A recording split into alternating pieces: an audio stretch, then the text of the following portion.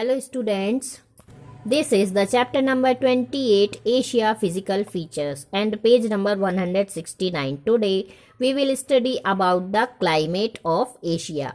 So let's start. The climate of Asia is influenced by a number of factors such as its vast size, great latitudinal extent and central mountains and plateaus.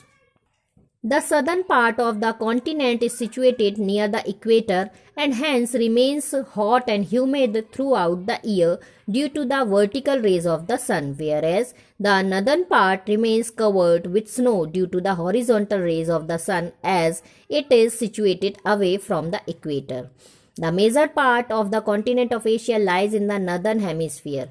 During the summer season, the rays of the sun falls vertically on the northern hemisphere. The temperature rises and a low pressure area is developed over Central Asia. At the same time, there is a high pressure over the Indian Ocean and Pacific Ocean. The moisture-laden winds start blowing from the seas to the low pressure area. These winds are known as southwestern monsoon winds.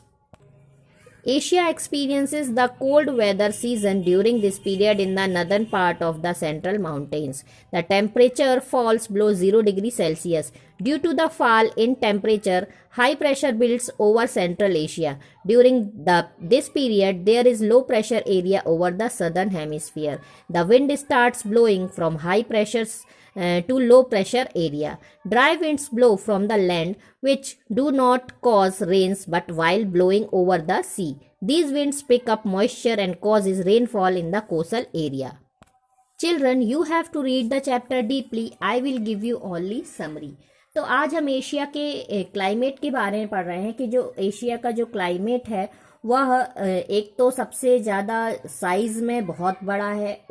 सबसे पहले तो जो Asia है वो size में बहुत बड़ा है और इसके बाद इसके जो ग्रेट लैटिट्यूडनल एक्सटेंट हैं और सेंट्रल माउंटेन्स और प्लेट्यूज हैं वो यहाँ के क्लाइमेट को बहुत अफेक्ट करने वाले फैक्टर हैं। इक्वेटर के पास इसका जो साउथ वाला पार्ट है वो होने के कारण सूर्य की जो सीधी रेज हैं वो पड़ने से पूरे वर्ष भर यहाँ पर हॉट और ह्यूमिड सीजन बना रहता है। एटमॉस्फेयर जो है हॉट और ह्यूमिड बना रहता है, लेकिन जब उत्तरी पार्ट में हम जाते हैं तो वो जो है वो स्नो से कवर्ड रहता है क्योंकि वहाँ पर जो सन की जो रेज हैं वो हॉरिजॉन्टली पड़ती हैं क्योंकि वो इक्वेटर से दूर होता है। तो बच्चों, जो एशिया का साउथ पार्ट है वो इक्वेटर के पास होने के कारण हॉट और ह्यूमिड रहता है और जो नॉर्थ पार्ट है वो वहाँ पर स्नो होता है क्योंकि वो वहाँ पर जो वो इक्वेटर से दूर होता है और जो साउथ पार्ट है वहाँ पर सन की रेज सीधी पड़ती हैं और जो नॉर्थ पार्ट है वहाँ पर सन की रेज जो है वो हॉरिजॉन्टली पड़ती हैं।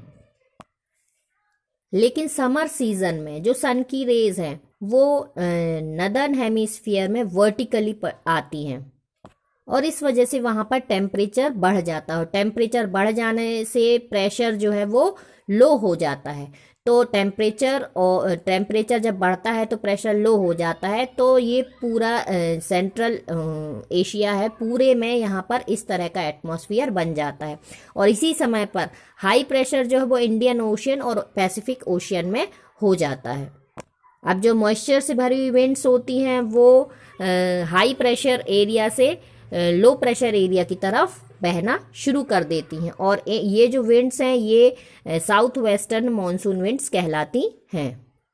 During the October November sun rays जो हैं वो डायरेक्टली सदर्न हेमिस्फीयर में डायरेक्टली फॉल होती हैं, डायरेक्टली गिरती हैं और सन रेज जो हॉरिजॉन्टली गिरती हैं उसके कारण जो पूरा कॉन्टिनेंट है एशिया का वहाँ पर कोल्ड वेदर सीजन हो जाता है और नदर्न पार्ट जो है सेंट्रल माउंटेन्स हैं ये वहाँ पर जो टेम्परेचर है वो 0 डिग्री सेल्सियस तक पहुँच जाता है और टेम्परेचर जैसे ही फॉल होता है, गिरता है, तो पूरे सेंट्रल एशिया में जो है वो हाई प्रेशर बन जाता है और इसी समय पर फिर जो विंड्स होती हैं वो हाई प्रेशर एरिया से मतलब सेंट्रल एशिया से लो प्रेशर एरिया मतलब सदर्न एशिया की तरफ बहने लगती हैं।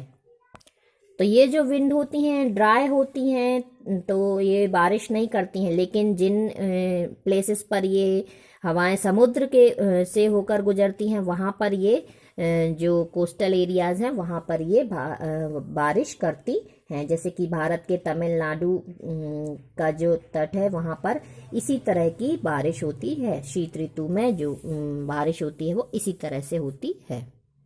Natural vegetation and wildlife. The northern part of the continent experience extreme cold. Therefore, the vegetation found in this region are lichens, झरबेरी, mosses, etc., which can withstand the extreme cold. Towards the south of this vegetation belt in the Siberian plains are found evergreen trees like spruce, fir and pine. तो हमारा जो Asia महाद्वीप है इसके north part में कड़ाके की ठंड पड़ती है, और इस वजह से कड़ी ठंड को सहन करने वाली जो वेजिटेशन है वो यहाँ पर पाई जाती हैं। जैसे लिचेन है, झरबेरी है, काई है, ये सब। और बाकी जो दक्षिणी भाग है वहाँ पर साइबेरियन प्लेन्स पाए जाते हैं, जहाँ पर स्प्रूस, फड़ और चीर ये वाले वृक्ष मिलते हैं, जो कि सदाबहार वेजिटेशन कहलाया, सदाबहार वनस्पति होती है। और जो हमारा ये महाद्वीप है इसके बीच वाले मध्य भाग में और जो साउथ वेस्ट डेजर्ट वेजिटेशन होता है, जैसे कि बबूल है, डेट पाम है, थोर्नी बुशेस हैं, ये सारी। In the northern part of Asia, where the area is covered with snow throughout the year, reindeer, polar bears, seal and whales are found. Asia के नॉर्थ पार्ट में पूरे साल आइस पाया जाता, बर्फ पाया जाता, और इसलिए वहाँ पर रेनडियर है, सफ़ेद भालू है, सील है, वेल है, ये जो वेजिटेशन वाइल्ड लाइफ है ये पाए जाते हैं। So children, we will do exercise and the important summary of this chapter in the next video.